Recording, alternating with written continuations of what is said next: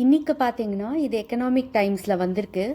Silver shortage grips Zaveri Bazaar as jewellers stop taking new orders. இது ஜவேரி பஜாரில் மட்டும் இல்லை, இப்போ நம்ம ஜிஆர்டி இல்லைன்னா எனி அதர் ஜுவல்லர்ஸ், இங்கே இருக்கிற ஜுவல்லர்ஸ் கூட பார்த்தீங்கன்னா நம்மளுக்கு வந்து சில்வர் வந்து காயின் கொடுக்கணுன்னா கொடுக்க மாட்டேன்றாங்க. ஏன்னா அவங்கக்கிட்ட இல்லை அப்படின்னு சொல்கிறாங்க. ஸோ இப்போ பார்த்தீங்கன்னா நிஜமாகவே ஷார்ட்டேஜுங்கிறது நான் நம்ப மாட்டேன். கண்டிப்பாக ஓரளவுக்கு வந்து எல்லா ஜுவல்லர்கிட்டையும் சில்வர் இருக்குது. பட் அவங்க கரெக்ஷன் எதிர்பார்க்குறாங்கங்கிறதுனால நம்மளுக்கு விற்க மாட்டேன்றாங்க. ஸோ நீங்கள் உள்ளுக்குள்ளே போய் கொஞ்சம் ஃபோர்ஸ் பண்ணிங்கன்னா பார்த்தீங்கன்னா அவங்கக்கிட்ட இருக்கும். பட் இருக்கிறது கொஞ்சம் கம்மியாக இருக்கும், நிறைய இல்லை. யாருமே வந்து ரிலீஸ் பண்ண மாட்டேன்றாங்க. ரிலீஸ் பண்ணாததுக்கு காரணம் என்னென்னா 165லேருந்து 2000 போயிருக்கு. அப்போ அவங்க இருக்கிற சில்வரை கொடுத்துட்டாங்கன்னா அவங்களுக்கு வந்து அந்த ப்ராஃபிட் மார்ஜின் போயிடும்.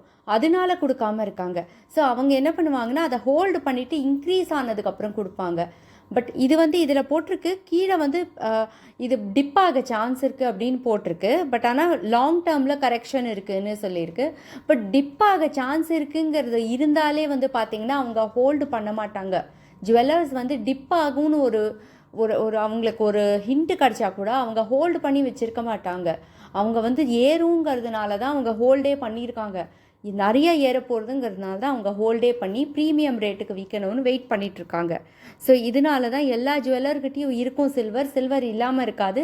அவங்க கிட்ட இருக்கிற ஸ்டாக் வந்து இப்போவே கொடுத்துட வேண்டான்னு வெயிட் பண்ணிகிட்ருப்பாங்க.